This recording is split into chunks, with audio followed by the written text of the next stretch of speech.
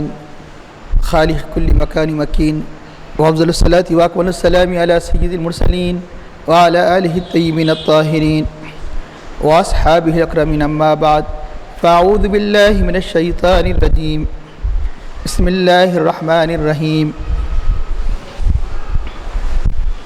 وقضينا إلى بني إسرائيل في الكتاب لتفسدن في الأرض مرتين ولتعلن علوا كبيرا فإذا جاء بعد أولاهما بعثنا عليكم عبادا لنا أولي بأس شديد فجاسوا خلال الديار وكان وعدا مفعولا ثم رددنا لكم الكرة عليهم وأمددناكم بأموال وبنين وجعلناكم أكثر نفيرا إن أحسنتم لأنفسكم وإن أسأتم فلها فإذا جاء وعد الآخرة ليسوءوا وجوهكم وليدخلوا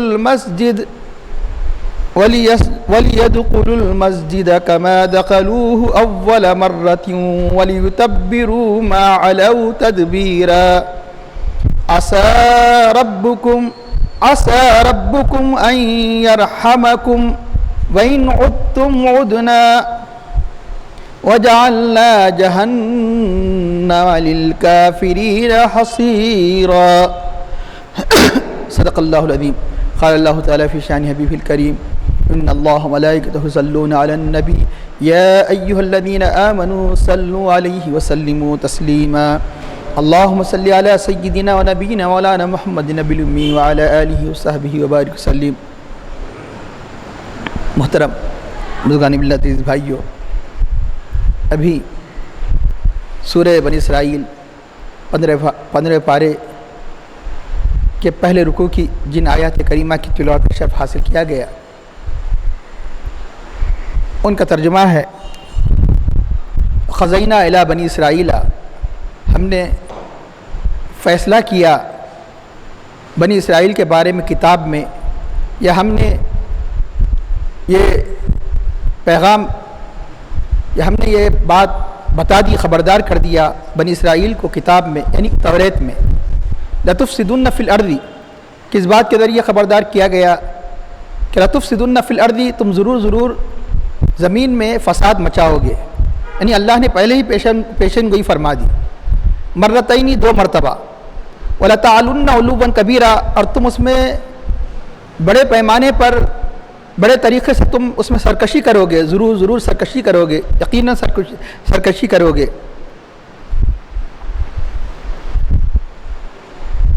فَإِذَا جَاءَ وَعْدُ الْآخِرَةِ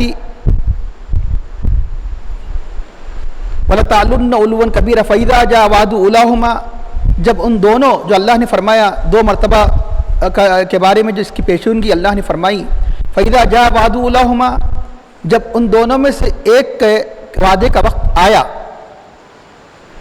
بعثنا علیکم عباد لنا، تو ہم نے بھیجے تم پر، یعنی ہم نے تم پر مسلط کیے، عباد لنا یعنی کچھ بندوں کو ہمارے، یعنی ہماری ہی پیدا کردہ مخلوق میں سے چند لوگوں کو، عباد لنا اولی باس شدید، جو سخت گرفت والے، جو انتہائی کرخت اور شدت والے تھے،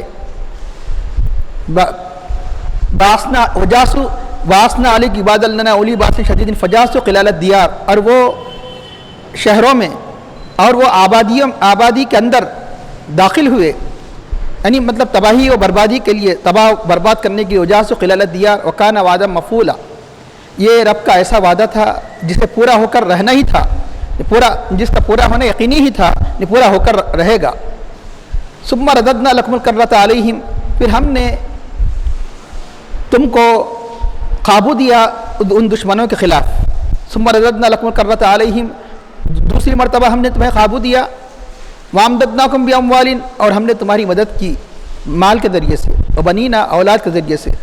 وجعلناکم اکثر نفیرا، اور ہم نے تمہاری تعداد کو بھی جماعت کے اعتبار سے زیادہ کر دی، یعنی تم جو جو دشمنوں نے تمہیں تباہ و تاراج کر کے تمہاری جمعیت کو کم کر دیا تھا، کہ اللہ نے برکت دی تمہارے مال و اولاد میں اور ہم نے تمہاری جماعت کو زیادہ کر دیا۔ اس کے بعد اللہ تعالیٰ فرماتا ہے کہ ان احسنتم لانفسکم، اگر تم اچھا کرو گے تو تم اپنے ذات کے لیے اچھا کرو گے، وَإِنْ أَسَأْتُمْ فَلَهَا، اور اگر تم برا کرو گے تو یہ تمہارے ذاتوں ہی کے لیے، تمہارے انفس کے لیے ہی برا ہوگا۔ فَإِذَا جَاءَ وَعْدُ الْآخِرَةِ، جب وعدے کا دوسرے وعدے کا وقت آیا، جیسے اللہ نے فرمایا پہلے 2 مرتبہ تم یہ کام کرو گے، ایک کا ذکر کیا جا چکا، اب دوسرے کا ذکر کیا جا رہا ہے، 2 واقعوں کی طرف اشارہ ہے۔ فَإِذَا جَاءَ وَعْدُ الْآخِرَةِ، جب دوسرے یعنی وعدے کا وقت آیا، لِيَسُوءُ وُجُوهَكُمْ، کہ تاکہ یہاں پر، کیونکہ پہلے میں اس کی تفصیل بیان کی جا چکی، عربی زبان کا طریقہ ہے کہ بہت سے مقامات پر جب کوئی یعنی کسی کلمے کا کوئی کلمہ اگر ماقبل کا کلام کسی کلمے پر دلالت کرتا ہے تو محذوف کر دیا جاتا ہے، تو گویا اللہ نے پھر مسلط کیا، یہاں یہ لفظ محذوف ہے کہ جب دوسرے وعدے کا وقت آیا تو پھر ایسے لوگوں کو مسلط کیا کہ تاکہ وہ تمہارے چہروں کو بگاڑ دے، یعنی تمہارے چہروں پر غم اور غمناکی کی کیفیت کو پیدا کر دے اور تمہیں افسردہ کر دے اور تمہیں رنجیدہ کرے۔ یعنی وَلْيَدْخُلُوا الْمَسْجِدَ، اور مسجد میں داخل ہو، مسجد سے مراد مسجد بیت المقدس کی طرف اشارہ ہے۔ کما دخلوہ اول مرۃ، کون؟ ظالموں کی طرف اشارہ ہے کہ ظالم پھر تمہیں تباہ و تاراج کرے اور تمہاری مسجد میں داخل ہو جیسا کہ اس سے پہلی مرتبہ وہ داخل ہو چکے۔ کما دخلوہ اول مرۃ ولیتبروا ما علوا تدبیرا، جس پر وہ قابو پالے اسے تباہ و برباد کر دے، فنا کر دے۔ عسیٰ ربکم ان یرحمکم، قریب ہے کہ تمہارا رب تم پر رحم کرے گا۔ وَإِنْ عُدْتُمْ عُدْنَا، اگر تم دوبارہ کرو گے تو ہم بھی دوبارہ کریں گے۔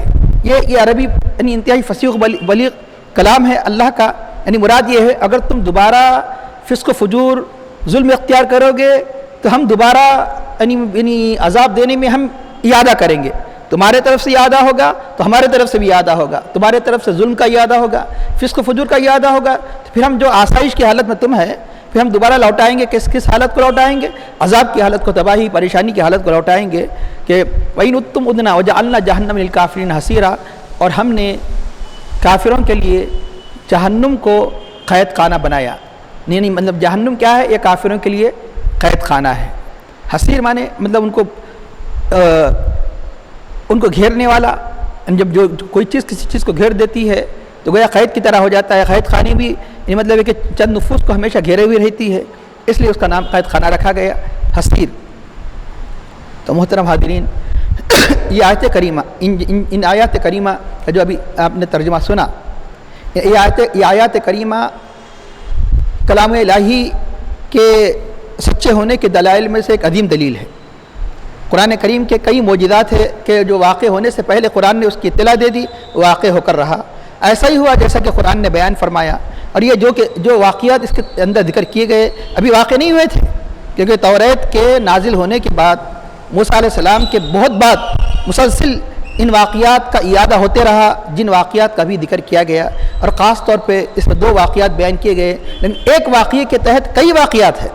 پھر یعنی یہ کیونکہ ساری روایات بنی اسرائیلی روایات ہے، یہ بالکل یقینی ہے کہ اس میں کوئی شک نہیں، کلام اللہ کے تباہی ہونا، پھر دوبارہ یعنی درست ہو جانا، پھر تباہی ہونا۔ اب رہا ہے کہ واقعات کون سا واقعہ کب ہوا، کون سا واقعے کی ترتیب کیا ہے، اس میں اختلاف ہو سکتا ہے، لیکن نفس یعنی جو اللہ نے جو فرمایا اس میں معمولی بھی یعنی مطلب ہے کہ سوچا بھی نہیں جا سکتا کہ اس کے خلاف واقع ہو۔ ہاں واقعات مختلف ہو سکتے ہیں، بعد نے بعض کو پہلا واقعہ قرار دیا، بعد نے بعض کو دوسرا واقعہ قرار دیا، تو پھر ایک واقعے کے تحت کئی واقعات ہیں، لیکن اس قرآن کریم میں تو 2 واقعے بیان کیے گئے، 2 مرتبہ تم یہ کام کرو گے 2 مرتبہ ہوگا، اس لیے ان سارے روایات کو جمع کر دیا جائے تو ذہن میں اگر یہ رکھ لیجیے تو یہ ان آیات کریمہ کا سمجھنا آسان ہوگا کہ سب سے پہلے جو اللہ نے جن ظالموں کو سزا کے طور پر بنی اسرائیل پر مسلط کیا تھا وہ تھے بابل کے رہنے والے، اس لیے تفاسیر میں بابلی ملیں گے، بابلیین۔ بابل کا ہے یہ ہے بابل ہے یہ عراق میں، جیسے آپ بغداد عراق کا پائے تخت ہے تو زمانے قدیم میں بابل عراق کا پائے تخت۔ نمرود کہاں تھا؟ نمرود کی حکومت کہاں تھی؟ بابل۔ ابراہیم السلام کا واقعہ وغیرہ جو کہاں پیش آیا؟ بابل۔ کیونکہ بغداد نامی دنیا میں کوئی شہر اسلام کے آنے کے وقت موجود ہی نہیں تھا، حضور نبی کریم صلی اللہ علیہ وسلم کے زمانے میں بغداد نامی کوئی شہر دنیا میں نہیں تھا، کوفہ نامی کوئی شہر نہیں تھا، بصرہ نامی کوئی شہر نہیں تھا۔ کوفہ بصرہ بنا اللہ کے حبیب کے پردہ فرمانے کے بعد عمر فاروق کے زمانے میں عراق میں، بغداد بنا ہارون رشید کے زمانے میں۔ یقیناً یعنی اس وقت یعنی بغداد کا پایہ تخت ہونے کا تصور بھی نہیں کیا جا سکتا، تو بابل یہ قدیم زمانے سے یہ بابل یعنی عراق کا پایہ تخت تھا، اس کی طرف اشارہ کیا گیا کہ یعنی کون، انہی کو کہا جاتا ہے کہ یعنی کس طرح یعنی فارس، اہل فارس یعنی جو اس کے مقابلے میں اس وقت دنیا کی جو بڑی بڑی طاقتیں تھیں، جب اسلام آیا جو بڑی طاقتیں تھیں، تو اب اس کے بعد دوسری طرف اس کے مقابلے میں جو طاقت تھی روم، تو پہلے یعنی اللہ تعالیٰ کن کو مسلط کیا، یعنی وہ اہل بابل کو مسلط کیا، بابل کو یعنی فارس کو مسلط کیا۔ اس کے بعد پھر بنی اسرائیل پر کس کو مسلط کیا گیا بطور عذاب؟ مسلط کرنے کا مطلب اللہ نے عذاب بنا کر اتارا ان کو، گرچہ کہ وہ یعنی وہ ظالم تھے، وہ بھی کبھی کبھی اللہ تعالیٰ ایک ظالم کو دوسرے ظالم کے ذریعے سے اللہ تعالیٰ بھڑا دیتا ہے، ان کو مارتا ہے، اس کا مطلب یہ نہیں کہ کوئی اچھے لوگ نہیں تھے وہ۔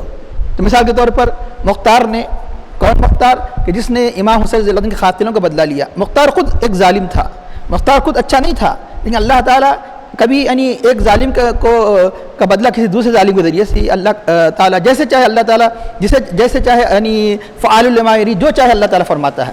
تو چنانچہ اب رومیوں کا تسلط، اب رومیوں کے تسلط میں کئی واقعات ہیں، اس لیے یہ نہیں سمجھنا چاہیے یہاں تو دو بیان کیے جا رہے، کئی واقعات آئے ہیں روایات میں، تو ان سب کو جمع کر لیا جائے تو بابل کا تسلط یعنی اہل فارس کا تسلط، پھر اس کے بعد دوسرے اسٹیج پر دوسری مرتبہ جو اللہ کا وعدہ تھا وہ اہل روم کا تسلط۔ بعض روایتوں میں آیا ہے یعنی یونانی بھی ہے، تو کوئی تضاد نہیں ہے، کیونکہ کئی واقعات اگر آپ تفاسیر پڑھیں گے تو اگر یہ ساری چیزیں ذہن میں نہیں رکھیں گے تو سمجھنا مشکل ہو جائے گا۔ تو یونانی، ان کا تعلق روم سے تھا، اہل روم سے تھا، یونانی ہو کہ رومانی ہو سب یعنی ایک ہی یعنی مقام، ایک ہی یعنی جہت کے تھے۔ اس طرح دوسرا تسلط ان کا ہوا، تو یہ دو واقعات کی طرف اس میں اشارہ کیا گیا۔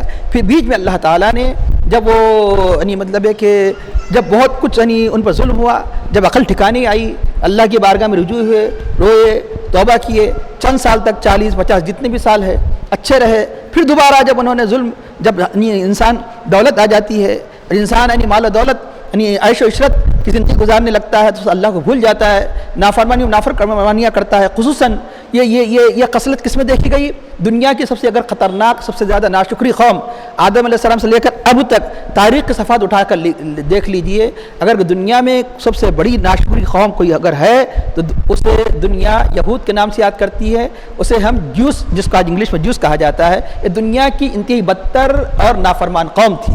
اللہ نے ان کو کئی انعامات سے نوازا، لیکن پھر بھی بار بار سوائے اللہ کے ہر زمانے میں نیک صالح رہے، سوائے اللہ کے چند، ان کی تعداد بہت کم رہی ہر زمانے میں، لیکن اکثر بڑی تعداد ان کی یعنی ناشکر رہی، اور آج بھی دنیا کی ناشکر قوم یعنی سمجھی جاتی ہے، یہ جس کو کہا جاتا ہے بنی اسرائیل، جس کو کہا جاتا ہے یہود، جس کو کہا جاتا ہے جوس۔ تو یہ ان پر جو اللہ کے انعامات کی طرف اشارہ کیا گیا، اور اللہ نے ان پر یعنی جو عذاب مسلط کیا گیا اس کا ذکر کیا گیا۔ ارشاد ہوتا ہے کہ ہم نے وقضینا، ہم نے فیصلہ کیا، قضا کے معنی فیصلہ کر دینا، قضا کے معنی مقدر کر دینا۔ تو فی الکتاب الی بنی اسرائیل، کس کے بارے میں ہم نے یعنی ہم نے خبر دی، کس کے بارے میں؟ بنی اسرائیل کے بارے میں۔ کس میں خبر دی؟ فی الکتابی، توریت میں خبر دی۔ توریت موسیٰ علیہ السلام پر نازل ہوئی، اور یہ واقعات بعد کے ہیں۔ لتفسدن فی الارض، اور یہ عربی زبان میں لتفسدن اگر یعنی جس کو پریزنٹ پر اگر تشدید والا نون آ جائے، پریزنٹ کے ساتھ لام آ جائے، صرف لا، تو اس وقت پریزنٹ مستقبل میں، فیوچر میں تبدیل ہو جاتا ہے، معنی اب نہیں آئندہ، تم ضرور فساد کرو گے، فی الارض زمین میں، مرتینی کتنی مرتبہ؟ 2 مرتبہ فساد کرو گے، یعنی بڑے پیمانے پہ تم 2 مرتبہ فساد کرو گے، کہ وَلَتَعْلُنَّ عُلُوًّا كَبِيرًا، اور تم ضرور، یہ عربی میں خود یہ معنی اس کے نہیں، جب لام اور نون دونوں تاکید کے لیے لائے جاتے ہیں، وَلَتَعْلُنَّ تم ضرور یعنی سرکشی کرو گے۔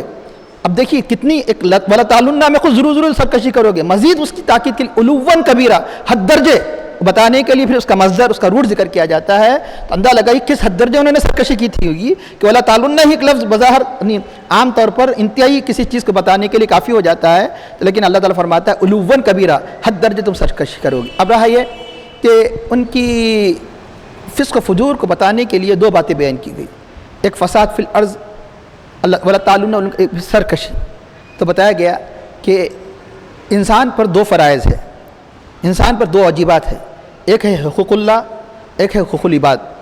تو لَتُفْسِدُنَّ فِي الْأَرْضِ کہہ کر حقوق اللہ کی طرف اشارہ کیا گیا، حرام کو حلال قرار دینا، حلال کو حرام قرار دینا، اور اللہ کی نافرمانی کرنا، بلکہ یعنی عبادت کے بجائے شرک کو اختیار کرنا، جیسا کہ انہوں نے انبیاء کرام کو خدا کا بیٹا قرار دیا، اور مختلف یہی نہیں بلکہ بعض تو بت پرستی کے شکار ہو گئے۔ آپ نے نہیں دیکھا موسیٰ علیہ السلام کے موجودی ہی میں انہوں نے بس بچھڑے کی پرستش شروع کر دی۔ اب انبیاء کے پردہ فرمانے کے بعد کیا کیا نہیں کیا ہوگا آپ جان سکتے ہیں۔ ابھی موسیٰ علیہ السلام توریت لانے کے لیے گئے، کیسی انعامات کی بارش کی گئی، کھلے آنکھوں دیکھ لیا، فرعون کو غرق کر دیا گیا، سمندر پہ جیسے خشکی میں چل رہے ہیں، اتنے انعامات دیکھنے کے باوجود بھی جو قوم بچھڑے کی پرستش کر سکتی ہے تو کیسے شرک اختیار نہیں کر سکتی کہ ان کی طبیعت کے اندر یعنی مادہ رکھا گیا ہے ناشکری کا۔ تو چنانچہ اب یہ یقیناً اس میں یعنی فساد سے یہ مراد لیا گیا کہ اللہ کے حقوق، تو پتہ چلا کہ اللہ کی نافرمانی گناہ یہ کیا ہے، سب سے بڑا فساد ہے۔ ظاہری فساد مار توڑ یہ وقتی فساد ہے، ختم ہو جاتا ہے، لیکن عقیدے کا فساد اور یعنی مطلب یہ کہ نافرمانی کا فساد، یہ فساد یعنی مطلب ہے کہ اس کے اثرات کافی دیر تک رہتے ہیں، اس لیے سب سے بڑا فساد تو دین کا فساد ہے۔ دنیا کے فساد سے بڑھ کر اگر کوئی فساد ہے تو دین کا فساد ہے۔ تو گویا آپ لَتُفْسِدُنَّ فِي الْأَرْضِ سے مراد اللہ کے حقوق کی پامالی، وَلَا تَعْلُنَّ سرکشی کس میں ہوتی ہے، سرکشی کس کے ساتھ کی جاتی ہے، ہم نے اپنے آپ کو بڑا متکبر یعنی بنا کر پیش کس پہ کیا جاتا ہے، مخلوق۔ تو دوسرے جملے کے ذریعے سے حقوق العباد یعنی بندوں کی حق تلفی، ان دونوں کی طرف اشارہ کیا گیا کہ تم یعنی اللہ تعالیٰ کی عطا کردہ نعمت ایمان کی ناشکری ایسے کرو گے، تم اللہ کے حقوق کو بھی پامال کرو گے، تم بندوں کے حقوق کو بھی پامال کرو گے بڑے یعنی پیمانے پر۔ فَإِذَا جَاءَ وَعْدُ أُولَاهُمَا، اب اللہ تعالیٰ فرماتا ہے اب وہ جو دو اللہ نے یہ بتا دیا کہ ہو کر رہے گا، تو ان دونوں میں سے پہلا اولا وضاحت کے ساتھ فرما رہا ہے اللہ تعالیٰ، فَإِذَا جَاءَ عبرت کے لیے، ورنہ بہت سے مقامات بعض چیزیں یعنی اشارتاً ذکر کیے جاتے ہیں، لیکن تاکہ قوم عبرت لے آنے والے علی یہ سمجھ کر نہ چلے کہ بنی اسرائیل کے ساتھ ہوا اب ہمیں کیا کرنا ہے۔ تو ہر قوم کے لیے عبرت ہے کہ یعنی اللہ کے انعامات کی جب ناشکری کی جاتی ہے تو کیسے کیسے عذاب مسلط ہوتے ہیں۔ جب ان میں سے ان دونوں وعدوں میں سے پہلے کا وقت آیا، بَعَثْنَا عَلَيْكُمْ، تو ہم نے ان پر مسلط کیا، تو پتہ چلا کہ کیسے سخت قسم کے یعنی ظالم لوگوں کو پتہ چلا کہ ظالم لوگ مسلط ہوتے ہیں، تو مسلمان روتے ہیں کہ ظالم کیا ہوئے، تو یہ بھی غور کرے، صرف یہی نہ دیکھے کہ یہ ظالم کو ہم پر کیوں مسلط کیا گیا، ہم پر کیوں حاکم بنا دیا گیا، ہم پر کیوں بادشاہ بنا دیا گیا، یعنی تو یہ بھی سوچے کہ ہمارے اعمال کیسے ہیں، یہ سب کس وجہ سے ہوتا ہے، ہمارے اعمال کے خرابی کا نتیجہ ہوتا ہے۔ ہم اپنے اعمال کو درست کریں، اللہ کے بارگاہ میں رجوع ہو جائے تو ظالم مسلط نہیں ہو سکتا۔ ظالم جو مسلط کیا جاتا ہے اپنے اعمال کی خرابی میں، تو اللہ تعالیٰ صاحب فرماتا ہے کہ ہم نے مسلط کیا، کیوں مسلط کیا، کہ تاکہ ان کو یعنی مطلب ہے کہ یعنی اللہ کے انعامات کی جو انہوں نے ناشکری کی ہے اس کا مزہ چکھے، تو ہم نے ان پر کیسوں کو مسلط کیا، اپنے بندوں کو اولی باس شدید، باس مانے سخت، شدید کے معنی سخت یعنی انتہائی سخت قسم کے انتہائی سخت گرفت والے بندوں کو ہم نے ان پر مسلط کیا۔ ہمارے بندوں کو، ہمارے بندوں سے نہیں سمجھنا چاہیے کہ نیک ہے، ابھی جیسا کہ اب ذکر کیا گیا یہ بھی ظالم ہے، پھر ہمارے کیوں کہا گیا، بہت بڑا فرق ہے، کیونکہ اب اردو زبان میں وسعت نہیں ہے جو عربی زبان میں وسعت ہے، یہاں اللہ نے عبادنا نہیں فرمایا، عباد لنا، دونوں فرق ہے۔ ظالم شخص بھی اللہ ہی کا بندہ ہے، نیک شخص بھی اللہ ہی کا بندہ ہے، لیکن ایک نافرمان بندہ ہے، ایک فرما بردار بندہ ہے۔ فرما بردار بندے کو اللہ تعالیٰ اپنا فرماتا ہے اور نافرمان کو اپنا نہیں بلکہ بندہ فرماتا ہے، تو یہاں پر اس لیے ترکیب بدل دی گئی، عبادنا نہیں فرمایا بلکہ عباد لنا۔ اگر اس کو انگلش میں وضاحتی ترجمہ کیا جائے تو نہیں، وہ بندے کہ ریلیٹڈ ٹو اس، یعنی مطلب سب کے سب اللہ ہی کے یعنی مخلوق ہے، ہماری مخلوق، یہ معنی ہو جائیں گے۔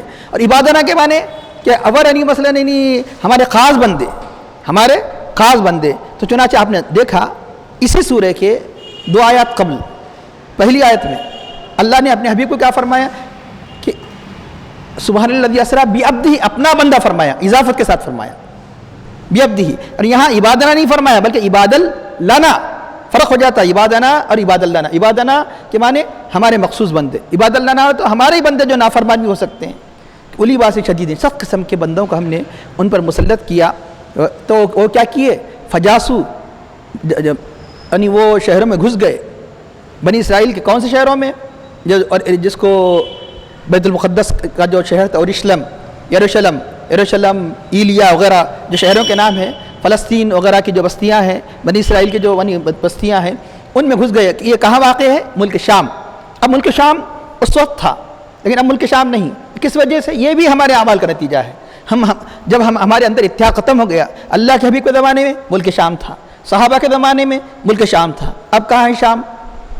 اب کیا ہو گیا کہ اب دشمنوں نے ہماری اختلاف کے نتیجے میں کیا فائدہ اٹھایا؟ ٹکڑے ٹکڑے کر دیا۔ یہی شام کئی ملکوں میں تقسیم ہو گیا۔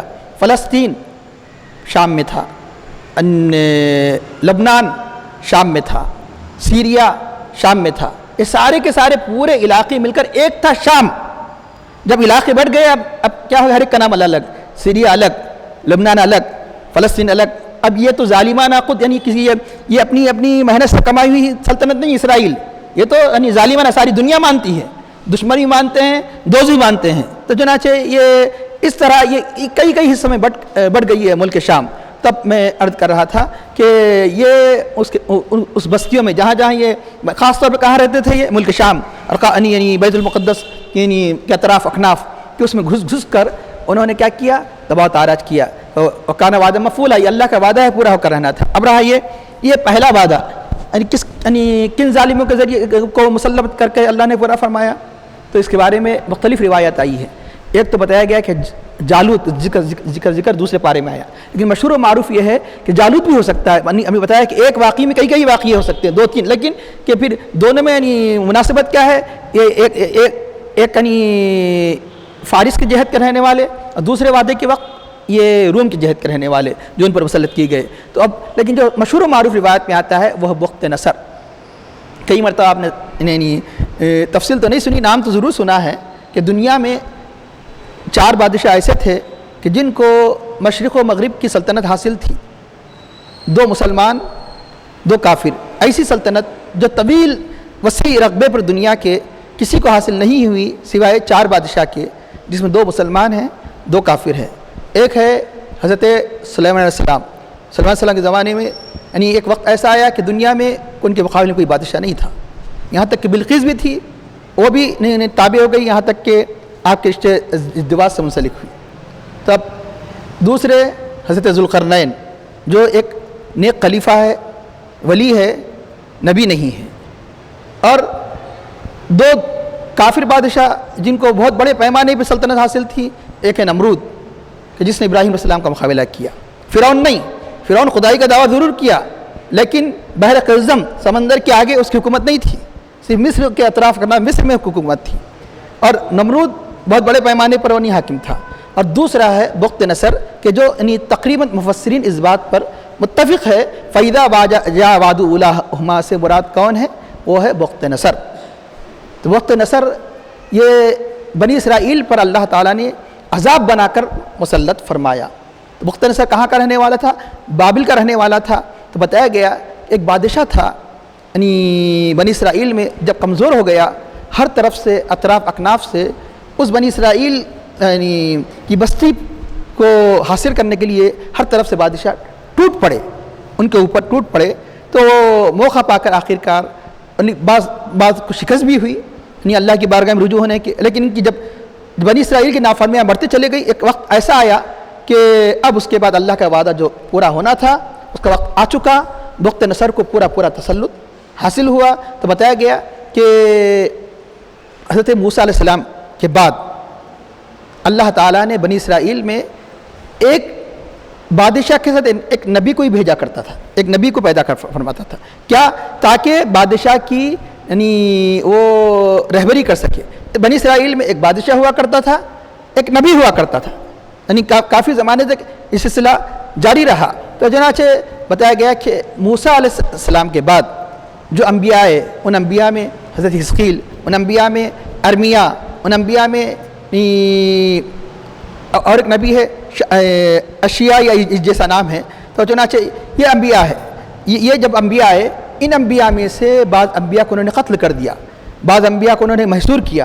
موسیٰ علیہ السلام کے بعد حضرت زکریا علیہ السلام سے پہلے، حضرت یحییٰ علیہ السلام سے پہلے، عیسیٰ علیہ السلام سے پہلے ان انبیاء کے ساتھ انہوں نے اللہ کی نافرمانی کی کہ بعض انبیاء کرام کو انہوں نے قتل بھی کر دیا. تو چنانچہ اب اس گناہ کی پاداش میں، اس ظلم کے نتیجے میں، ان کے فسق و فجور کے نتیجے میں اللہ نے کن کو مسلط کیا؟ بخت نصر کو ان پر مسلط کیا گیا. بخت نصر یعنی کئی لاکھ فوجوں کو لے کر بیت المقدس میں داخل ہوا. مسجد یعنی ہیکل سلیمانی جہاں یعنی جو عبادت کا مقام تھا اس کو تباہ تاراج کر دیا، پوری مسجد کو تباہ تاراج کر دیا. نعوذ باللہ کہ توریت کے نسخے سارے جلا دیے گئے، ہزاروں لوگوں کو قتل کر دیا گیا، قتل عام ہوا. کتنے قتل کر دیے گئے؟ یعنی تقریباً مفسرین کرام فرماتے 70,000 لوگوں کو اس نے قتل کیا. 70,000 بنی اسرائیل. خالی اتنا اسی پہ اکتفا نہیں کیا، بتایا گیا کہ 3 حصوں میں تقسیم کیا. 70 کو چھوڑ دیا گیا، ممکن ہے کمزور وغیرہ کو چھوڑ دیا گیا جو ادھر ادھر جو اطراف اکناف یعنی ملک شام میں پھیل گئے، اور 70,000 کو قتل کیا اور 70,000 کو گرفتار کر کے عراق لے گیا، پوروں کو زنجیر میں جکڑ کے. اولی کتنی بڑی تعداد ہے، آج نہیں تو کل نہیں وہ وہاں بھی جا کے بغاوت کر سکتے ہیں. ایسا انتظام کر دیا کہ بغاوت بھی نہیں کر سکے. ہر آدمی کو 3 4 غلام دے دیا ہر آدمی کے ذمے، تاکہ کافی دنوں تک غلامی کی زندگی گزارے. ان میں وہ بھی تھے جو انبیاء کرام کے بیٹوں میں بھی تھے، بعض آگے چل کے یعنی بعض ایسے بھی تھے کہ جن کو نبوت بھی ملی، حضرت دانیال یعنی اللہ کی بارگاہ میں رجوع ہوئے.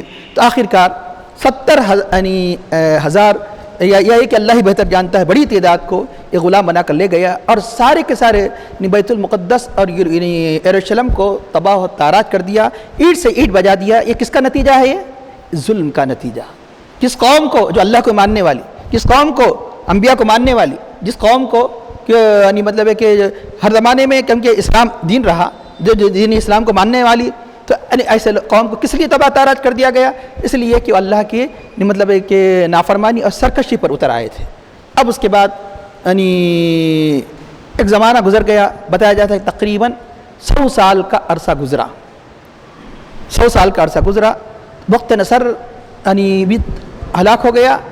آخرکار ایران، کیونکہ یہ فارس بابل کا ذکر کیا جا رہا ہے، جس کو فارس کہا جاتا ہے. عراق بعد میں عربی ہوا، لیکن عراق یعنی اصلاً عربی نہیں ہے، یعنی مطلب ایک زمانے دراز سے فارس کہا جاتا ہے. تو اب اس کے بعد ایران نے تسلط حاصل کیا. کس پر تسلط حاصل کیا؟ کہ عراق پر، بابل پر. تو اس وقت کا جو بادشاہ تھا ایران کا، اسے رحم آ کر سارے کے سارے بنی اسرائیل جو غلام تھے ان کو آزاد کر کے ان کو اجازت دے دی، جاؤ جا کر پھر بیت المقدس کو آباد کرو، اپنی بستیوں کو آباد کرو. تو اللہ تعالی اشارہ فرماتا ہے کہ پھر ہم نے دوبارہ انہیں دشمنوں کے خلاف قابو عطا فرمایا اور اللہ نے مال و دولت سے نوازا، اور جو شان و شوکت تھی وہی نہیں بلکہ اور ڈبل دے دیا اللہ تعالیٰ. تو جب انسان اللہ کی بارگاہ میں رجوع ہوتا ہے تو ایسی بھی عنایت ہوتی ہے. ارشاد ہوتا ہے کہ ثم رددنا لکم الکرۃ علیہم، پھر ہم نے تمہارے لیے یعنی مطلب قابو عطا فرمایا دشمنوں کے خلاف.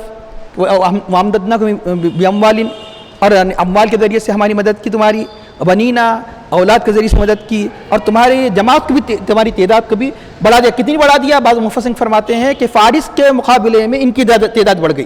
وجعلناکم اکثر نفیرا، اس کا ارشاد ہوتا ہے ان احسنتم لانفسکم، اگر تم اچھا کام کرو گے تو اللہ کو ضرورت نہیں ہے، یہ ضرورت تم کو ہے. تم نے اپنے نفس کے لیے اچھا کام کرو گے تو تم اپنا بھلا کرو گے. تم کچھ بھلا کرو گے تو اپنا بھلا کرو گے، تم برا کرو گے جس کا وبال کسی اور پر نہیں، تمہاری کی طرف لوٹنے والا ہے. وَإِنْ أَسَأْتُمْ فَلَهَا، تم نے برا کیا تو خود اپنے نفسوں کے لیے تم نے برا کیا. اس کا ارشاد ہوتا ہے کہ فَإِذَا جَاءَ وَعْدُ الْآخِرَةِ، پھر کیا ہوا؟ تقریباً 40-50 سال جو بھی عرصہ تھا وہ اللہ کی تابعداری کرتے رہے، کیونکہ حال تک ان کی حالت جو تھی. لیکن جب انسان بعض وقت یہ ہوتا ہے کہ زیادہ عرصہ جب اسے عیش و عشرت کا مل جاتا ہے، مال و دولت کی یعنی اندر یعنی وہ غرق رہتا ہے، آہستہ آہستہ اللہ کو بھولنا شروع ہو جاتا ہے. تو جب اب آنے والی نسلیں پھر وہ اللہ کو بھلا دیتی ہے، پھر نافرمانی کرنا شروع کر دیتی ہے، فسق و فجور اور ظلم وغیرہ اپنا شیوا بنا لیتی ہے. تو اللہ کا قانون ہے، اللہ نے کیا فرمایا، آگے کیا فرما رہا ہے، اور تم اعادہ کرو گے تو ہم بھی اعادہ کریں گے. اگر تم ظلم کا اعادہ کرو گے، فسق و فجور کا اعادہ کریں گے تو ہم بھی عذاب کا اعادہ کریں گے. تو چنانچہ اس کے بعد قانون قدرت کے نتیجے میں انہوں نے، اللہ نے جو نعمت چھین لی گئی تھی پھر دوبارہ دی گئی اور اچھے پیمانے پر دی گئی، اس کی قدر دانی نہیں کی. تو اب دوسرا وعدہ جو اللہ نے فرمایا کہ پھر دوبارہ ہم تم پر دشمن کو مسلط کرو گے، وہ وقت آ گیا. فَإِذَا جَاءَ وعد الآخرتی، دوسرے وعدے کا وقت آیا. کس لیے آیا؟ تاکہ تمہارے چہروں کو بگاڑ دے، لیا سوء وجوہکم، تاکہ تمہارے چہروں پر غم کے کیفیات آثار کو ظاہر کر دے، اور پھر بیت المقدس مسجد میں ایسے ہی داخل ہو جیسا کہ کس لیے؟ تباہی کے لیے. ایسے ہی مسجد، یعنی ایسے ہی اس ملک میں داخل ہو، بیت المقدس میں داخل ہو اور مسجد اور تمہارے سارے کے سارے شہر کو تباہ و تاراج کر دے. اور یتبروا ما، یہ بھی ایک ہی لفظ میں نہیں فرمایا، پھر اس کی تاکید لایا، ویتبروا ما علوا تدبیرا. کسی لفظ کی تاکید مقصود ہوتی ہے تو پھر فعل کے پھر روٹ ذکر کیا جاتا ہے، جس پر انہوں نے قابو پایا، اور وہ پہلے سے بھی زیادہ خطرناک تھا. جو پہلے کی تباہی جو تھی اس سے بھی زیادہ خطرناک تباہی اب ہوتی ہے. یہ اس وقت جو چڑھائی ہوئی، وہ چڑھائی میں بتایا گیا کہ 1 لاکھ قتل کر دیے گئے. بعض بات پھر بھی کہ دوسری وقت بھی 70,000 ختم کر دیے گئے. یہ کب ہوا؟ پہلا جو ہوا موسیٰ علیہ السلام کے بعد جو انبیاء تھے ان کے قتل وغیرہ کے نتیجے میں، فسق و فجور کے نتیجے میں. دوسرا واقعہ کب ہوا؟ کس کے قتل کے نتیجے میں؟ حضرت زکریا علیہ السلام کے قتل کے نتیجے میں، جو حضرت مریم رضی اللہ تعالیٰ کے خالو تھے، علیہ السلام کے خالو تھے، اور حضرت یحییٰ علیہ السلام کے قتل کے نتیجے میں، اور عیسیٰ علیہ السلام کی بھی قتل کے درپے ہوئے، لیکن وہ کامیاب نہیں ہوئے. اللہ نے ان کو آسمانوں پر اٹھا لیا. مسلمانوں کا عقیدہ تھا کوئی اس کے خلاف اگر عقیدہ اختیار کرتا ہے تو کافر ہے، کیونکہ قرآن کریم میں صاف کہہ دیا گیا کہ انہوں نے عیسیٰ علیہ السلام قتل نہیں کیا، نہ سولی پہ چڑھایا، بلکہ بل رفعہ اللہ، بلکہ اللہ نے ان کو اٹھا لیا. لیکن عیسائیوں کا عقیدہ ہے کہ انہیں سولی پر چڑھایا گیا، جو قرآن اور اسلام کے عقیدے کے بالکل خلاف ہے. تو اب ان انبیاء میں کیسے عظیم انبیاء کو انہوں نے قتل کر دیا. زکریا علیہ السلام کا مشہور معروف واقعہ ہے کہ جب انبیاء کرام کی نصیحتوں کو برداشت نہیں کر کے قتل کے در پہ ہو جایا کرتے تھے، تو یہاں تک کہ وہ ایک جھاڑ میں چھپ جاتے ہیں، لیکن شیطان ان کے دامن کو پکڑ لیتا ہے تو ان کا دامن باہر آ جاتا ہے جھاڑ کی. تو شیطان ان اشارہ کرتا ہے کہ اسی کے اندر اللہ کے نبی چھپے ہیں. تو جھاڑ کو آپ حضرت زکریا علیہ السلام کے سمیت کاٹ دیا جاتا ہے آرے کے ذریعے سے. آرے کے ذریعے سے چیز اندازہ کیسے یعنی مطلب اللہ کے مقرب بندوں کو آزمایا گیا کہ شیطان اشارہ کرتا ہے کہ اس میں حضرت زکریا علیہ السلام چھپے ہیں. تو ان دشمنوں نے اب اندازہ لگی کتنے سخت قسم کے ظالم قسم کے ان کے دل ہو چکے تھے کہ اس درخت کو آرے سے کاٹ دیتے ہیں کہ زکریا علیہ السلام کے 2 ٹکڑے ہو جاتے ہیں. یحییٰ علیہ السلام کو قتل کر کے ان کے سر کو تشت میں رکھا گیا. تب اس کی وجوہات کئی بیان کی گئی. ایک وجہ یہ بھی بیان کی گئی کہ حضرت یحییٰ علیہ السلام پر اس زمانے کے بادشاہ کی بیوی خود آپ کے عاشق ہو گئی تھی کہ اس نے آپ سے غلط بات کا مطالبہ کیا، آپ نے انکار کر دیا. تو اس بادشاہ کو اکساتی ہے کہ ان کا جب تک سر پیش نہ کیا جائے میں راضی نہیں ہوگی، یہاں تک کہ بادشاہ اس پر راضی ہو جاتا ہے. لیکن مشہور روایت یہ ہے کہ بادشاہ اپنی بیوی کی بیٹی مطلب دوسرے شوہر سے بیوی کی بیٹی یا اپنی بھانجی سے نکاح کرنا چاہتا ہے. تو حضرت یحییٰ علیہ السلام سے جب پوچھا جاتا ہے تو آپ فرماتے ہیں کہ اس قسم کا نکاح انتہائی حرام ہے، اللہ نے اس نکاح کو حرام قرار دیا. تو اس لڑکی کا، جس لڑکی کو جو حرام رشتہ تھا، بادشاہ نے جب یہ پیغام بھیجا اس کی ماں بگڑ گئی. وہ حرام ہو کچھ ہو، ان کے حلال و حرام کی تمیز تو ختم ہو چکی تھی. تو وہ چاہتی تھی کہ کیسے ہی میری بیٹی کی شادی ہو جائے بادشاہ سے. تو اس نے اپنے بیٹی کو شراب پلا کر بھیجا اور کہا کہ جب بادشاہ قریب آئے تو کہنا کہ مسوت تک نہیں مانو گی جب تک کہ حضرت یحییٰ کے سر کو تشت میں رکھ کر پیش نہ کیا جائے. تو پہلے تو بادشاہ پریشان ہو گیا، تو یہ مطالبہ مت کر، کوئی مطالبہ نہیں. اس نے کہا اس کے علاوہ کوئی مطالبہ نہیں ہو سکتا کہ بس یہ کہ حضرت یحییٰ کے سر کو چاہتی ہوں. یحییٰ علیہ السلام کے سر کو تن سے جدا کیا گیا. آپ کی دردناک شہادت تاریخ سیر کی کتابوں میں آتی ہے کہ لیکن بتایا گیا جب سر کو تن سے جدا کیا گیا تو بھی سر سے آواز آ رہی تھی، اے بادشاہ وہ تیرے لیے حلال نہیں، اے بادشاہ وہ تیرے لیے حلال نہیں. حضرت یحییٰ علیہ السلام کے سر کو یقیناً جو انبیاء سے جو بطور معجزہ جو ہوتا ہے وہی اولیاء سے ہمارا عقیدہ ہے بطور کرامت ہو سکتا ہے. ایک وقت وہ بھی تھا کہ حضرت امام حسین کا سر یزیدیوں کے نیزے پر یہ کہہ رہا تھا کہ اس سے بڑھ کر یعنی مطلب ہے کہ واقعہ اصحاب کہف سے بڑھ کر یعنی تم تعجب کرتے ہو اصحاب کہف کے واقعے پر، اصحاب کہف سے بڑھ کر تعجب خیز تو واقعہ میرا ہے۔ یہ واقعہ آپ یعنی شہادت امام حسین کے موقع پہ آپ سنتے ہیں کہ جو سر سے آواز آئی یعنی جو نیزہ پر سر تھا، یحییٰ علیہ السلام کا سر بھی یہ کہہ رہا تھا کہ اے بادشاہ تیرے لیے حلال نہیں ہے۔ تو آخر کار اللہ تعالیٰ ایسے خطرناک بھیانک ظلم کے نتیجے میں اللہ نے کن کو مسلط کیا؟ ملک روم یا یونان کہہ لیجئے، اس کے تیتوس نامی ایک بادشاہ ہے، اس کو مسلط کیا گیا۔ اب اس کے بعد بتایا گیا کہ یہ جو آنے والی روایت یا تو وہ بادشاہ ہو کہ بادشاہ کوئی بھی ہو سکتا ہے، یا خود بختر نصر کے بارے میں بتایا گیا، اس صورت میں بختر نصر کا زمانہ بعد میں سمجھا جائے گا، لیکن تاریخ بتاتی ہے کہ یعنی رومیوں کے تسلط کا زمانہ ہے۔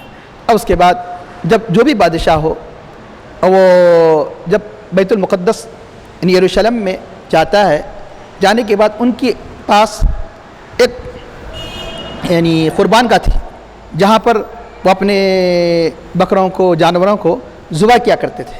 تو حضرت یحییٰ علیہ السلام کو بھی شہید کر کے اسی میں ڈال دیا گیا تھا، آپ کے سر مبارک کو بھی۔ تو جب بادشاہ جا کر دیکھتا ہے تو وہاں خون ابھر رہا ہے، حالانکہ ابھی تو کسی نے یہ تازہ تو خون تو نہیں کیا، کیسے ابھر رہا ہے؟ تو انہوں نے کہا کہ بہت زمانے سے ابھر رہا ہے۔ حضرت یحییٰ علیہ السلام کا خون زمانے تک تازہ رہا، خون ابھر رہا ہے۔ تو ایک ایک کو قتل کرتے جاتا، اس میں ڈالتا جاتا اور کہتا کہ تم سچ بتاؤ کہ یہ مجھ سے چھپانا نہیں ہے، خون کیوں بڑھ رہا ہے؟ تو آخر میں بہت مشکل، ورنہ پورے یعنی یروشلم کے پورے بنی اسرائیل کی ایک شخص کو بھی نہیں چھوڑوں گا، سب کو ذبح کر دوں گا۔ تو انہوں نے بتا دیا کہ بات یہ ہے کہ اگلوں نے ہمارے حضرت یحییٰ علیہ السلام کو قتل کیا تھا، آج تک وہ خون ابلنے یعنی آج تک ابل رہا ہے، اور آج تک کیا بولتے ہیں اس کو خون تازہ ہے، وہ ختم ہونے کا نام نہیں لیتا۔ تو ایک کے بعد دیگرے اس نے ہزاروں کو قتل کیا تاکہ خون تھم جائے، اور یحییٰ علیہ السلام کے خون اس کا خطاب کرتے جاتا ہے کہ تو تھم جا۔ تو کب تھما؟ بتایا جاتا ہے کہ 70,000 جب قتل ہو جاتے ہیں، جب کہیں جا کر وہ خون تھم جاتا ہے۔ اس لیے ایک روایت میں آتا ہے، حاکم ایک بڑے محدث ہے، حضور نبی کریم صلی اللہ علیہ وسلم پر یہ وحی نازل ہوئی کہ یا نبی اللہ، حضرت یحییٰ علیہ السلام کے خون کے بدلے میں ہم نے 70,000 کا خون لیا، یعنی 70,000 بنی اسرائیل مارے گئے یعنی اس ظلم کے نتیجے میں، اور تمہارے نواسے کے بدلے میں 1,40,000 مریں گے۔ ایک روایت یہ بھی آتی ہے کہ تمہارے نواسے کے بدلے میں 1,40,000 اور حضرت یحییٰ علیہ السلام کے بدلے میں 70,000 جب قتل ہوتے ہیں، جب کہیں جا کر وہ خون تھم جاتا ہے، ورنہ کئی لاکھ کوششوں کے باوجود بھی وہ قربان گاہ سے خون ہمیشہ تازہ ابلا کرتا تھا۔ تو اب یعنی ایک ایسے امام حسین کے واقعے میں یعنی 1,40,000 مارے گئے۔ تو بتایا گیا کہ جب مختار یعنی یزید کے بعد کوفے میں جب اپنی گورنر کا اعلان کیا، تو ایک ایک شخص کو جو کربلا کے واقعے میں شریک ہوا تھا، راضی تھا، چن چن کر مارا۔ ان کی تعداد بتائی گئی کہ تقریباً 70,000 تھی، جس کو اس نے، اور کربلا میں تو 22,000 شریک ہوئے ظالم، لیکن سارے کا سارا کوفہ یعنی ان کے ساتھ بے وفائی کیا، 50,000 کی تعداد ان سے بے وفائی کی۔ تو چن چن کر جس نے بھی امام حسین دن کو دھوکہ دیا، اس نے تقریباً 70,000 کو ختم کیا۔ یہ بنو امیہ کا زمانہ ہے۔ یہ واقعہ کب کا ہے؟ تقریباً یعنی 61 میں یہ ہوئی کہ اپنے کربلا کا واقعہ ہوا، قریب یعنی 61 سے لے کر 70 وغیرہ کے درمیان میں، جب بنو امیہ کا دور ختم ہو جاتا ہے، بنو عباس آتے ہیں۔ تو بنو عباس بنو امیہ کے سب دشمن تھے، پھر بنو امیہ کا چن چن کر انہوں نے انتقام لیا، کیونکہ بنو امیہ کے تو وہ کتنے تھے جب بنو عباس کا جب حاکم، سب سے پہلا حاکم جس کو منصور کہا گیا، تو اس نے تقریباً بنو امیہ کے 70,000 ختم کیے۔ اس لیے اس کا نام تاریخ کے صفحات میں کیا ہے؟ صفاح۔ کوئی باپ اپنے بیٹے کا نام پیدا ہوتے ہی خون ریز نام رکھتا ہے، تو دنیا نے اس کے کثرت سے قتل ریزی کی وجہ سے کس نام سے پکارا؟ صفا کے معنی کثرت سے خون بہانا، تو اس لیے اس بادشاہ کا نام ہی مشہور ہو گیا کہ صفا۔ اس لیے اس طرح تاریخ بتاتی ہے کہ اللہ کے مقرب بندوں کا خون یعنی معمولی نہیں ہوا کرتا۔ اور ایک روایت میں آتا ہے کہ زکریا علیہ السلام، حضرت یحییٰ علیہ السلام کو جس کرتے میں شہید کیا گیا، وہ کرتے کا خون اتنا تازہ تھا کہ کئی یعنی 100 برس گزر گئے، بنی اسرائیل لاکھ دھوتے لیکن خون نہیں جاتا۔ تو کس دن کس وقت یعنی وہ خون ختم ہوا، خون کے دھبے ختم ہوئے؟ بتایا گیا کہ جس وقت سرور کائنات صلی اللہ علیہ وسلم پیدا ہوئے کہ بنی اسرائیل حیران ہو گئے، وہ خون تازہ تازہ اس کرتے سے ٹپک کر وہ کرتا سفید وائٹ ہو گیا جیسا کہ خون تھا ہی نہیں، جس خون کو انہوں نے 500-600 سال تک دھونے کی کوشش کی، جیسے کہ ابلتا رہا تو ختم، جب تک ابلتا رہا جب تک کہ کئی قتل ہو گئے اس ظلم کی پاداش میں۔ تو اب اس کے بعد یہ خون کیا اشارہ تھا؟ اب تک بنی اسرائیل لاکھ دھونا چاہا اس کرتے کو، لیکن کرتا کا خون یعنی دفع نہیں ہوا، یہ اشارہ تھا۔ اب وہ نبی تشریف لانے والے ہیں کہ سارے جہاں سے جو بڑے پیمانے پر خون اور ظلم جو برپا تھا، اس نبی کی برکت سے اس عالم سے وہ خون ختم ہونے والا ہے۔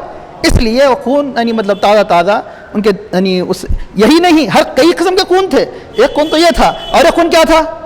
اپنی ہی بیٹی کو زندہ بعض لوگ تو ایسے تھے کہ جو اسلام لا چکے تھے، صحابہ اعتراف کیا میں نے 4 لڑکیوں کو، اس سے پہلے سن چکے، میں نے 4 لڑکیوں کو زندہ درگور کیا، اپنے ہاتھوں سے دفن کر دیا، میں نے 5 کو دفن کر دیا، میں نے 6 کو دفن کر دیا۔ یہ تو خون اپنی جگہ ہے۔ پھر ایسے کئی خون تھے جو ہوتے تھے کہ زندہ یعنی اپنی لڑکیوں کو دفن کر دیا جاتا تھا۔ تو اللہ کے حبیب کی آمد یہ بتا رہی تھی کہ اب یہ ظلم کا، اب یہ خون کا خاتمہ اس عالم سے ختم ہونے والا ہے۔ تو اب یہ یقیناً یہ واقعات تھے کہ اللہ نے اس کے نتیجے میں ایسے سخت قسم کے انہی بادشاہوں کو ان پر مسلط کیا۔ تو اب اس کا ارشاد ہوتا ہے کہ وہ ایسے ہی مسجد میں داخل ہوئے جیسے پہلے داخل ہوئے تھے، جس پر انہوں نے غلبہ حاصل کیا اس کو تباہ تارات کر دیا۔ وَلِيُتَبِّرُ مَا عَلَوْا تَتْبِيرًا، اس کا اللہ تعالیٰ فرماتا ہے کہ اب یہ 2 واقعی ہو گئے، 2 کا وعدہ پورا ہو گیا۔ اب ارشاد ہوتا ہے عَسَىٰ رَبُّكُمْ، قریب ہے کہ تمہارا رب ان یرحمکم، تم پر رحم کرے۔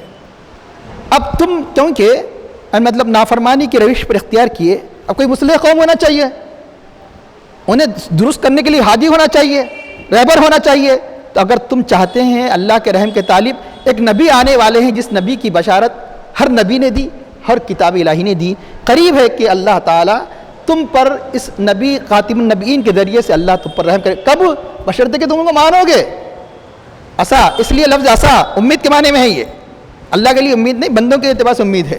عسا ربکم، قریب ہے کہ تمہارا رب تم پر رحم کرے۔ لیکن اگر پھر یہ بھی اشارہ کر دیا گیا، لیکن تمہاری فطرت میں کیا ہے؟ ہمیشہ ظلم کرتے جانا۔ چند دن اگر اچھے رہے تو اس کا پھر وہ تم یعنی اللہ تعالیٰ کی وہ احسانات کو بھلا دیتے ہو، پھر ظلم کا یعنی یادہ کرتے ہو۔ وَإِنْ اُتْتُمْ، اگر تم یادہ کرو گے، اُدْنَا، تو ہم بھی یادہ کریں گے۔ ہم یادہ کس کا کریں گے؟ ایسے عذاب بھیجیں گے، اور بھیجا اللہ تعالیٰ۔ کیسے؟ اس کے بعد ہوا کیا؟ یہ 2 واقعے خود ان کے لیے کافی تھے عبرت کے لیے، لیکن انہوں نے یادہ کیا۔ کیسے یادہ کیا؟ اللہ نے ان پر رحم کرنے کے لیے خاتم النبی صلی اللہ علیہ وسلم کو بھیجا، انہیں پر نہیں، سارے عالمین کے لیے۔ اس لیے اللہ نے کیا اعلان فرمایا؟ وَمَا أَرْسَلْنَاكَ إِلَّا رَحْمَةً لِّلْعَالَمِينَ، ہم نے نہیں بھیجا آپ کو مگر سارے جہانوں کے لیے رحمت بنا کر۔ لیکن اب یہ جو ملک روم جب اس نے تسلط حاصل کیا، کب تک رہا یہ تسلط؟ یہ عذاب کب تک رہا؟ یہ عذاب حضرت عمر فاروق اللہ تعالیٰ عنہ کے بیت المقدس کو فتح کرنے تک۔ کن کے ہاتھوں میں تھا؟ یہ تھا ہاتھوں میں تھا رومیوں کے۔ ان کے ہاتھوں سے کس کے ہاتھوں میں آیا بیت المقدس؟ اسلام، مسلمانوں کے۔ عمر فاروق اللہ تعالیٰ جو مشہور واقعہ آپ جانتے ہیں، اپنے غلام کو لے کر تھوڑی دیر آپ بیٹھتے، پھر وہ اتر جاتا، پھر وہ بیٹھتے، آپ اتر جاتے۔ تو تاریخ یعنی مطلب ایسا منظر نہیں دیکھی کہ یعنی کیسا نہیں آپ نے جو برتا ہوا اپنے غلام کے ساتھ کیا۔ تو اب اس کے بعد یعنی حضرت عمر فاروق کے زمانے میں یہ مسلمانوں کے ہاتھوں میں آتا ہے، کئی سال تک مسلمانوں کے ہاتھ میں رہا۔ تو اس کا ارشاد ہوتا ہے کہ اگر تم یادہ کرو گے تو ہم بھی یادہ کریں گے۔ اب رہا یہ کہ یہ مسلسل یہ ظلم یعنی مسلسل یہ ہمیشہ ظلم و فساد کا یادہ کرتے رہے، اس لیے ان پر مختلف قسم کے عذاب آتے رہے۔ بنی اسرائیل کی تاریخ پڑھی ہے، یعنی ہمیشہ ان پر یعنی اللہ تعالیٰ یعنی عذاب مسلط فرماتا رہا۔ آخر میں اعلان کر دیا گیا ضربت علیہم ذلۃ المسکنہ، قرآن کریم میں اعلان کر دیا گیا ان پر ذلت کو مار دیا گیا، محتاجی کو مار دیا گیا۔ اس لیے دنیا کی ایسی قوم ہے کہ ہمیشہ ان پر قیامت تک کے لیے ذلت مسلط کر دی گئی۔ اب اس کی وجہ کیا ہے؟ انگریزوں کا کوئی نہ کوئی ملک ہے، مشرکوں کا کوئی نہ کوئی ملک ہے۔ یہ بتائیے کہ یہودیوں کا کون سا ملک ہے؟ یہ ذلت ہے۔ اس سے بڑھ کر ذلت کیا ہے؟ اب بولیں گے اسرائیل ہے، تو اسرائیل یہ کیا ہے؟ ظالمانہ ہے۔ اسرائیل انہوں نے تغلباً حاصل کیا، اسرائیل ظلم سے حاصل کیا، اسرائیل یعنی جو انہوں نے خود نہیں کمایا ملک کو، جیسے دنیا کے دوسرے ملک ہے. اب رہا یہ کہ ایک وقت ایسا بھی آئے گا, ان کی ذلت کی انتہا کہاں ہوگی, کہ جب قیامت کی نشانیوں بتایا گیا, جب عیسیٰ علیہ السلام تشریف لائیں گے, جب مہدی علیہ السلام کا ظہور ہوگا, تو اس وقت اسلام کو غلبہ ہوگا کہ سارے عالم میں اسلام پھیل جائے گا. تو اس وقت ہوگا یہ کہ دنیا میں کوئی ہر طرف اسلام ہی اسلام رہے گا. یہ چند سالوں کے لیے رہے گا کہ جب ظلم عام ہو جائے گا تو پھر حضرت مہدی علیہ السلام کا ظہور ہوگا, عیسیٰ علیہ السلام آئیں گے. دنیا میں ظلم عام ہوتا جا رہا ہے. اب دیکھیے ایک کے بعد دیگر کئی اسلامی سلطنت مسلمانوں کے ہاتھوں سے نکلتے چلے جا رہی ہے. تو اب اس کے بعد بتایا گیا اس وقت اگر یہودی کسی درخت کے پیچھے چھپے گا تو درخت کہے گا کہ مسلمان آ, میرے پیچھے یہودی چھپا ہے. درخت کہے گا, نشاندہی کرے گا, میرے پیچھے یہودی چھپا ہے, اسے مار. سوائے ایک درخت کے, اس کو غرخت کہا جاتا ہے, وہ کانٹوں کا ایک درخت ہے, کیونکہ کانٹوں سے ان کی نسبت ہے. وہ ایک درخت نہیں کہے گا, خیر مسلمان تلاش کر کے نکالیں گے, بات اور ہے. ایک درخت کے علاوہ حدیث میں آتا ہے, کئی روایتوں میں آیا ہے, درخت بھی گواہی دیں گے کہ میرے پیچھے یہودی چھپا ہوا ہے. اس طرح اللہ نے ہمیشہ کے لیے ان پر ذلت مار دی گئی کہ ہمیشہ وہ بے وطن رہے. لیکن تسلط اس کا ارشاد ہوتا ہے کہ وجعلنا جہنم, یہ تو دنیا کا عذاب ہے, یہ تو دنیا کا عذاب ہے. آخرت کا عذاب تو یقیناً صرف یہودیوں کے لیے نہیں ہے, بنی اسرائیل کے لیے نہیں ہے. جو ان کی روش پر چلیں گے, اللہ نے آخری مطلب اعلان فرما دیا وجعلنا جہنم للکافرین حصیرا, کافروں کو ہم نے جہنم کیا بنایا ہے, قید خانہ بنایا ہے, اس کو احاطہ کرنے والا بنا دیا ہے. تو یقیناً یہ اگر دنیا میں خواہ کتنے ہی اگر اللہ کے نافرمان اور کتنے ہی مشرک اور کتنے ہی مطلب اللہ کے قانون کو توڑنے والے وہ کتنے ہی مدے میں ہو, یاد رکھنا یہ تھوڑی روز کی جنت ہے ان کے لیے, سمجھ جائیے. ہمیشہ کے لیے قید خانہ جہنم وہ ہمیشہ کا ٹھکانہ ہے. اور مسلمان اسلام پر قائم رہنے کی وجہ سے اگر مصیبت میں اگر مبتلا ہے تو یہ یاد رکھ لیجئے, یہ قید خانہ چند روز ہے. یہ قید خانہ کیونکہ بلکہ دنیا میں کیا قرار دیا گیا, مومن کا قید خانہ, مومن کا قید خانہ. یہ قید خانہ تھوڑے دن کا ہے, ہمیشہ کے لیے آرام ہے. اب یقیناً دنیا کے اگر مطلب ہے کہ نقطہ نظر سے بھی آپ تھوڑے دن کی تکلیف چاہتے ہیں یا زیادہ دن کی تکلیف چاہتے ہیں, پرماننٹ ہمیشہ کے لیے دنیا کے نقطہ نظر سے کوئی انسان پرماننٹ آرام کو چاہتا ہے, عارضی تکلیف کو برداشت کرنے کے لیے تیار ہو جاتا ہے. دنیا میں دیکھا جاتا ہے کہ یہاں تک کہ تجارتوں میں بھی اور دوسری چیزوں میں بھی ہم چھوٹی سی چھوٹی تکلیف اٹھا لیتے ہیں بڑی راحت کے لیے. تو بڑی راحت مومنوں اہل ایمان کے لیے کیا ہے, آنے والی زندگی میں ہے. اور اہل کفر کے لیے کیا کہا جا رہا ہے کہ بس جو کچھ جنت ان کی یہی ہے, اور آخرت کیا ہے ان کے لیے, قید خانہ ہے. مومن کے لیے یہ دنیا میں کیا قرار دیا, تو آپ بولیں گے بعض مومن تو آرام سے نیک و صالح بھی ہونے کے باوجود, تو اس کے باوجود آخرت کی زندگی کے مقابلے میں قید خانہ ہے. آخرت کے مقابلے میں قید خانہ ہے. اگر مثال کے طور پر بتایا گیا کہ زندگی بھر اگر اس کو 1000 سال بھی زندگی دی جائے اور معمولی بھی تکلیف نہیں ہوئی کسی نافرمان بندے کو, کافر کو, اور اسے جہنم میں غوطہ دیا جائے, جہنم کے اندر نکالا جائے, تو کہیں گا کہ زندگی میں کبھی میں آرام کا مزہ چکا ہی نہیں. اور ایک مسلمان 1000 سال کی زندگی مثال کے طور پر دی جائے مفہوم ہے روایت کا, اور زندگی بھر تکالیف میں گزری, کھانے سے پینے سے ہر قسم کی تکلیف, ظلم اذیت, لیکن ایمان پر قائم تھا. اسے جنت میں غوطہ دیا جائے, پوچھا جائے کہ دنیا میں کیسا تھا, تو کہیں گا کہ کبھی تکلیف زندگی میں مجھے ہوئی نہیں.